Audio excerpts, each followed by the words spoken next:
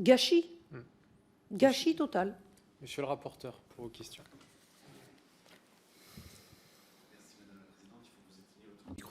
Merci beaucoup. Je voudrais revenir sur la définition de la souveraineté alimentaire. Moi, j'ai plutôt le sentiment, finalement, qu'il n'y a pas forcément de grands désaccords sur cette définition. Je vous prends un fait précis, mais nous avons eu l'occasion d'auditionner la Confédération paysanne et le MODEF, qui sont adhérents à Via Campesina, et qui tous deux, alors je ne veux pas traverser leurs propos, mais qui tous deux envisageaient tout à fait un volet commercial sur les productions agricoles.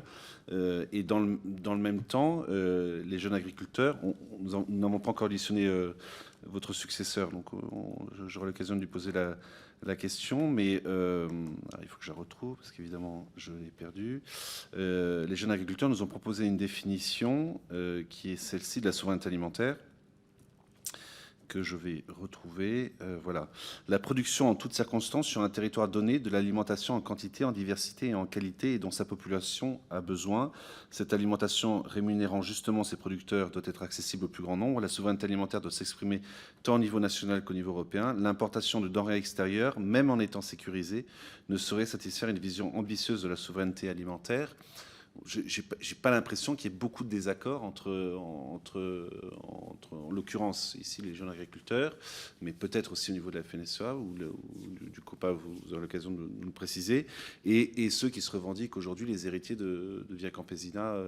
C'est-à-dire que dans cette définition de la souveraineté alimentaire, il y a le souci d'avoir une agriculture nationale, voire européenne, mais d'abord quand même nationale, qui soit capable de nourrir la population avec des filières qui produisent au maximum des besoins de la consommation et avec un volet agriculture pour exporter quand on en a trop, importer ce dont on a besoin. Voilà, mais comme peut-être vous le disiez tout à l'heure, est-ce qu'on n'est pas en train de passer beaucoup de temps sur de la sémantique alors que finalement on se rend compte que tout le monde semble assez d'accord sur cette notion? Je suis assez d'accord avec vous, les positions évoluent. Les positions évoluent et c'est vrai que la semaine dernière, dans un des débats du groupe du dialogue stratégique, la proposition qui était faite par le président du CEJA, les jeunes agriculteurs, c'était de dire produire pour nourrir plus de bouches, parce que l'un des représentants un peu plus radical que les autres disait non, il faut produire que pour les Européens. Bon, produire que pour les Européens, ça veut dire baisser beaucoup la production. En céréales, on ne va pas pouvoir aller dire ça aux céréaliers, ni aux producteurs de lait, ni aux producteurs de broutards, ni aux producteurs, etc.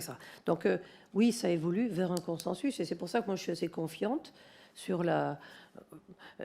Au niveau européen, on colle les deux mots. Comme ça rassure ceux qui préfèrent sécurité. Et souveraineté est un mot quand même qui a une connotation, surtout depuis le Covid et la guerre. Ce sont ces deux éléments-là et la peur de manquer.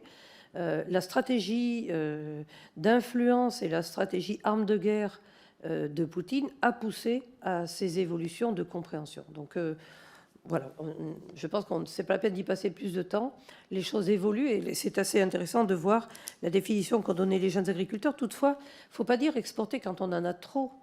C'est exporter. C'est-à-dire l'exportation, c'est une stratégie. L'exportation, c'est une stratégie. C'est pas seulement quand on en a trop. Sinon, on en a trop une fois, on n'en a pas assez la fois d'après. C'est beaucoup plus compliqué.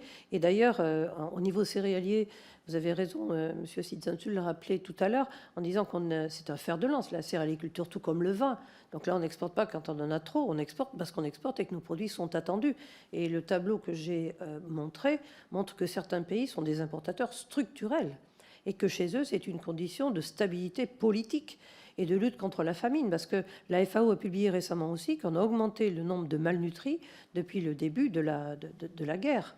Donc ça veut dire que la guerre a déstabilisé, et là où c'était fin zéro en l'an 2000, rappelez-vous, hein, c'était un objectif de l'ONU, on ne l'a pas atteint.